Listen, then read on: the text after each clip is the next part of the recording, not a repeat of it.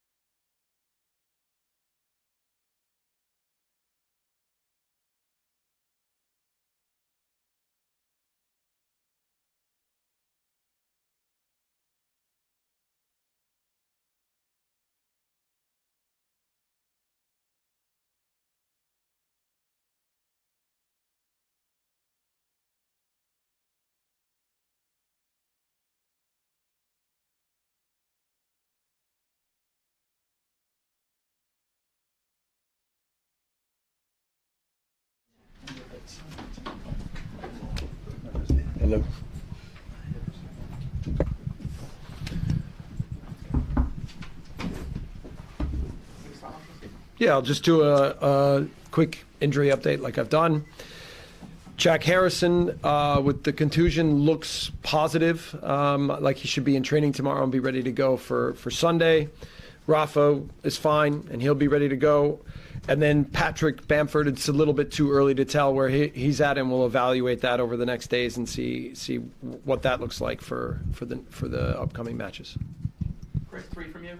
Jesse, that is some good news that you've just given us. How are you managing to stay bright and positive with everything that's been going on? Yeah, you know, obviously the feeling after matches is painful. You know, and when I even go back and evaluate these 3 matches, the first chance shot that the opponent has in every game goes in.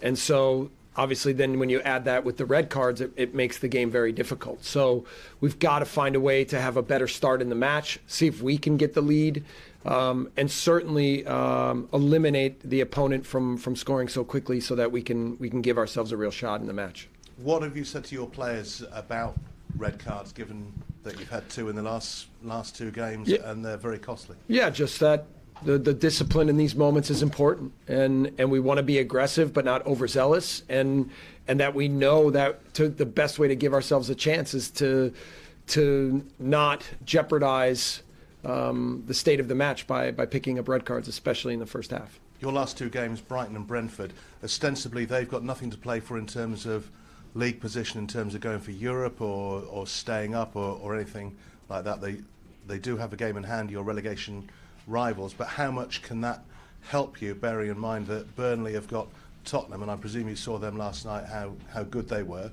and Everton have got to go to Arsenal?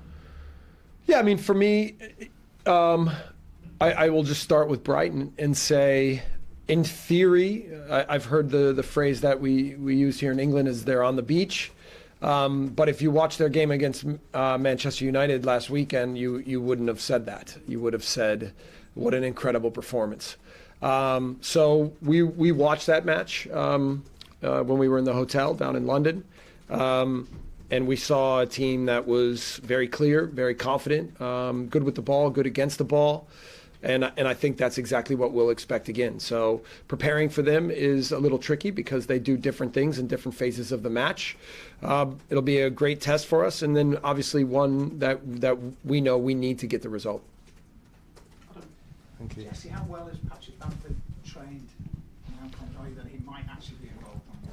Yeah, again, I don't want to say too much about Patrick right now. Let's just see. I want to give him the opportunity to continue to progress and then make a decision on his involvement for each match.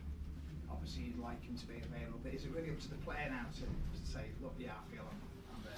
Yeah, I think everybody's working together. It's our medical team, it's Patrick, it's us as a coaching staff, just trying to evaluate where he's at and what's the potential for him to be able to help us.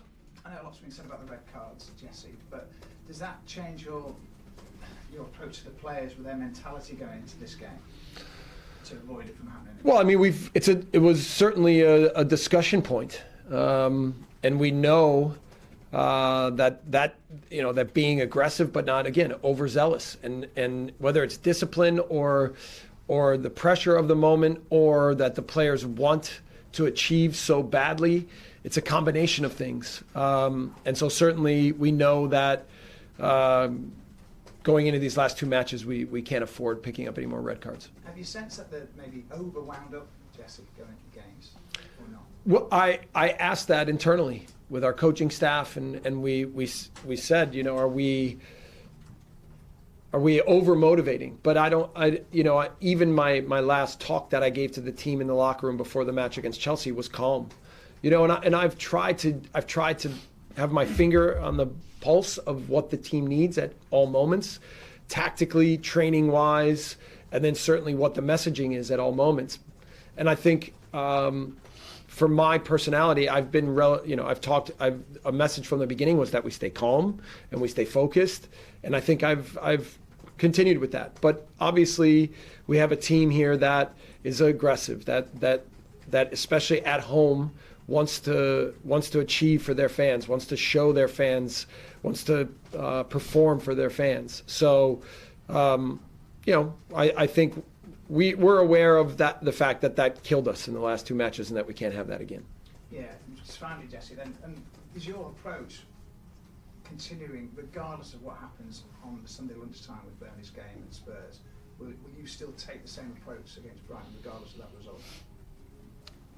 Our preparation is such that we feel like we have to win the match, right? And the tricky part is, regardless of the result with Burnley, they have a match to play on Thursday as well. So, in the end, the most points that we can pick up in this match will help our situation. So, our focus is on winning the game, and I think that's the point.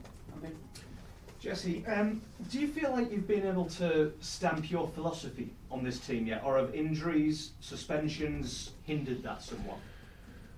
Yeah, I mean, it's been a blend of a lot of different things. I've said from the beginning about a style of play and also being pragmatic. And I think that the balance of that with the 5 matches, or I'd say the 7 matches before the City game, was really, really good. And we were able to pick up some big results, and we were able to turn the momentum. A lot of that came from seizing the moment against Norwich, right? It was a really good performance against Norwich, but then in the end, we had to find a way to get a win in that game, and it changed the entire momentum. And I think that's what's clear for us right now, is the situation is not easy, and clear that we need points. And we just need to mentally and physically be ready that on the match day, we need to be ready to seize important moments. And so that will be, that's part of the tactical plan. The tactical plan involves principles and the way that I've tried to get them to transform into the way I would like them to play. It's clear that it's not anywhere near ultimately what I would like it to look like. But the mentality of the group and the idea of what a team is and the work ethic is always there, which is really makes working with this team and these players a lot of fun.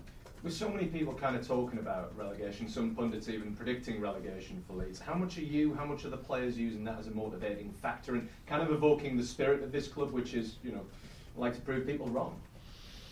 Yeah, there's certainly a chip on the shoulder with the identity of what this club is. We all know that. To be honest, I haven't read much about what's being said in the media, and I don't know that the players have either. We have to focus so much of our energies, especially in this last week, with just regenerating and going again and knowing that our backs are against the wall and that we need as many healthy bodies. And when I say healthy bodies, I also mean psychologically and mentally healthy, so that we're ready to stand up to this moment in a really big way. So that is entirely our focus. And what's being said on the outside, I don't think has had too much effect on us. Just finally from me, it's been talked about as one of Leeds' biggest games in years this weekend against Brighton. Would you agree with that, and why? I mean, I haven't been here.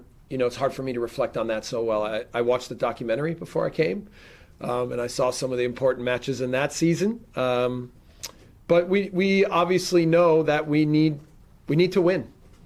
Is it a must win? No, but the 3 points is massive and minimum 1, right? So we have to find a way to really, again, turn the momentum. We have 2 matches. This match, it can be the defining moment in the season for sure. Thanks, Jesse. Great. Jesse, managers have to front up for the club at times like this. What kind of support are you getting from elsewhere in the club? Yeah. We had actually ownership speak to the team yesterday. We're all totally unified. That part I love about being here is, listen, I think it was one of the reasons I told you from the beginning why I came here, is because I believed in the people and the people believed in me. But, and in difficult moments, I've been really impressed. I've been really impressed with Victor, with Angus, with Andrea, with Parag, with everybody's ability to stay together, unified, supportive. That part's been awesome. And it allows me to focus on what I need to do to get the job done with our team. Aaron, what was said in that meeting with the ownership yesterday? Nothing. I think they just tried to say that we have everything still in our grasp, and that our ability to recover and go again and believe. I think there was a lot of talk about belief, right? So it was a lot of the things that they said, I think, fit with things that I've said already to the team without me communicating every day exactly what I'm saying to the team. So that also lets you know that there's real alignment here. So again, that's incredibly helpful. You were commendably open with the way you've been with the players and that personal approach you've had. You've had that two-way conversation with them, especially with the Leadership Council. What feedback are you getting from the Leadership Council and the players across this run of games? They're in. They're all in. I gave a big, when I watch Calvin Phillips and his ability to represent the club, represent the community, play at his best, be a leader on the pitch, in difficult moments, run for the team, never ask questions, do whatever it takes. For me, it's one of the, in terms of clarity of what it takes to do a job effectively. I don't care what your job is. I don't care if you're a bricklayer or if you're on the street paving roads. This man comes to work, grabs his lunchbox, and does whatever it takes to help the team. And that's to work. And I could say that about Liam Cooper. I could go down the line, and that's what we have here. And so for me, it's always about engaging them in a way, supporting them in a way, and I know they're all in. I know they're convinced with the way we play. I know they're convinced in who we are, and none of them want to see this project end at this moment. I think that's the biggest motivation, is everybody understands that to keep together, we need to stay in the league. So that's what we're trying to do. Thank you. Yep. David? Jesse, discipline's been a bit of an issue this last few games, even before you came, and with yellow cards as well. The perception might say it looks like it's fraying a bit, but are you still in control of that, dressing room? Yeah, it's not am I in control. It's are we united? We're totally unified. And the yellow cards and fouls and that's not reflective of a lack of discipline. That's I think a desire on the pitch. So of course the 2 red cards, I think we know they crossed the line and they hurt us ultimately. So we don't want that, but we want to be aggressive and we want to go after the opponent. How impressed were you with the way the fans against up the hand team in the night, and what can they give this side on Sunday? Fans have been phenomenal, amazing. There was a moment after the game. Obviously, we were all disappointed and frustrated. And then we were walking around and clapping the fans. And I don't know if you guys saw, but there was a little boy that ran on the field. And he came, it was like he was running after his heroes.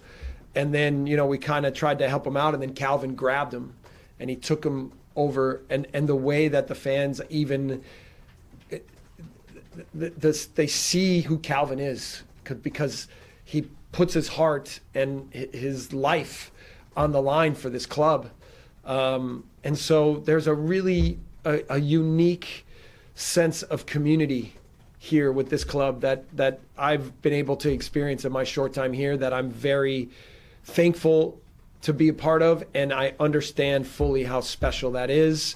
And it's part of the reason for the red cards, I think, is that the players, the desire for them, you know, I don't think it's even an accident that Luke's red card comes right in front of the fan base at Emirates Stadium. It's because they want to do whatever they can for the fans, and it's a positive for us, and we're going to use it that way, and we need them at our backs again.